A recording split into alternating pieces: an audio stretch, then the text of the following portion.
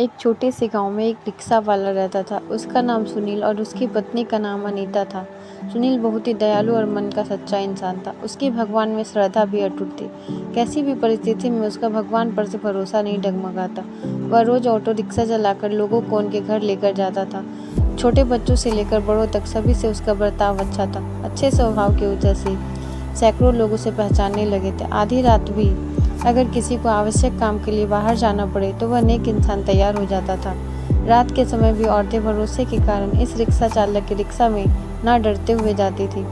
वो एक दयालु मन का इंसान था। सभी गांव वाले उसे बहुत प्यार करते थे। उसे 3 लड़कियां थीं, चांदनी, सलोनी और अंकिता। वह तीनों पढ़ाई कर रही थी। बड़ी लड़की की पढ़ाई पहले से ही पूरी हो चुकी थी। सुनील ने अपनी बड़ी बेटी चांदनी की 12वीं तक पढ़ाई करवाई थी। बाकी की 2 लड़कियां पढ़ाई कर रही थीं। उम्र होते ही उसने अपनी बड़ी बेटी की शादी करने का निश्चय किया। भगवान ने दिया हुआ उसके पास जो भी था वो उसके लिए काफी था। रिक्शा चालक ने अपनी बड़ी बेटी की शादी एक अच्छी जॉइंट फैमिली में तय की। उसके ससुराल वालों ने शादी की तारीख निश्चित की थी। रिक्शा चालक ने अपनी बेटी की शादी के लिए पैसा जमा करने के लिए रात दिन मेहनत की थी। उसने अपनी बेटी को गहने, कपड़े और शादी का सब सामान खरीदी किया। वह अपनी बेटी की शादी का दिन देखने के लिए आतुर था। एक दिन वह भगवान के मंदिर में पूजा करने गया। मंदिर में पूजा करते हुए वह बोलने लगा, हे भगवान, मेरी बेटी की शादी जल्द होने वाली है। मेरी बेटी की शादी का सामान खरीदते समय मुझे कभी भी कोई कमी नहीं हुई। आपके दयालुपन से सब ठीक चल रहा है। सब सामान भी आ गया है, खाद्य पदार्थ भी पहुंच गए हैं। उसने इन सभी के लिए भगवान का उपकार माना और उन्हें धन्यवाद किया। शादी को 2-3 दिन बाद बच्चे थे।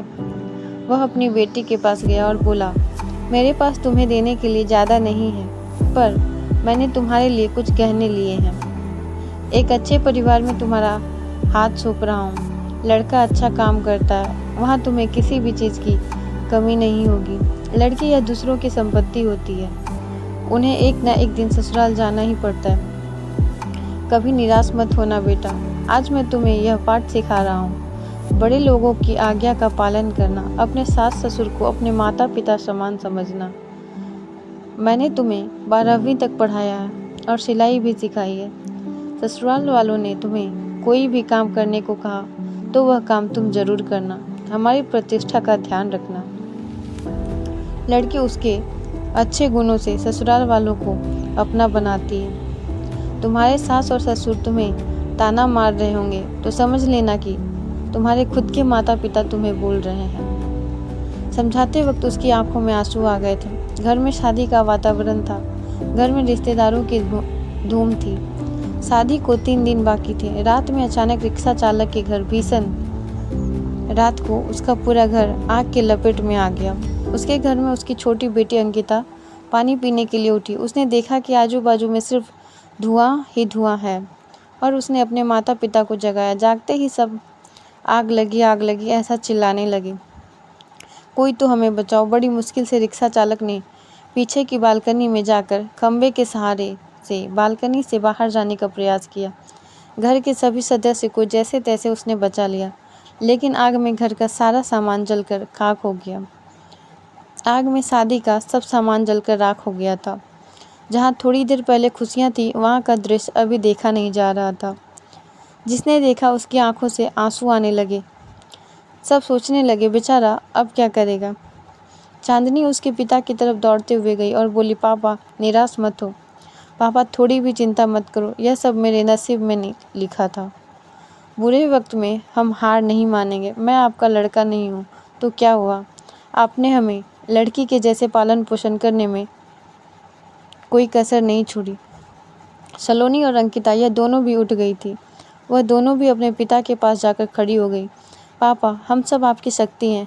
हम तीनों ही आपकी बेटियां नहीं बेटे हैं। आज से हम भी आपके साथ काम करेंगे। चांदनी बोली, अगर वो लड़का मुझे सच्चा प्यार करता होगा तो यह सब देखकर भी वह शादी के लिए तैयार होगा। जो भी होगा वह मैं आनंद से स्वीकार कर लूँगी। चिंता मत कीजिए। तीनों बेटियों ने मिलकर अपने पापा को समझाया। आजू बाजू के सब लोग इकट्ठा हुए, साथ में बोल रहे थे कि ससुराल वालों को क्या जवाब दोगे। जो आया वह शोक व्यक्त करते चला जाता था। सुनील के घर के पास लोगों की भीड़ जमा हुई थी। सभी बोलने लगे कि आपने अच्छे काम करके पैसे कमाए थे। सुनील बोला, कदाचित भगवान की यही इच्छा होगी। तभी उसकी पत्नी अनीता आई और बोली कि आप बस भगवान का नामस्मरण करते रहो। आपके भगवान ने आपके बदले में यह सब दिया है। अब इस घर में कभी भी भगवान का नाम नहीं लेना। तभी सुनील उससे बोला, तुम नसीब वाली हो जो इतनी बड़ी आग में से तुम जिंदा वापस बाहर आई। यह नियति का खेल है, भगवान को क्यों दोष देते हो।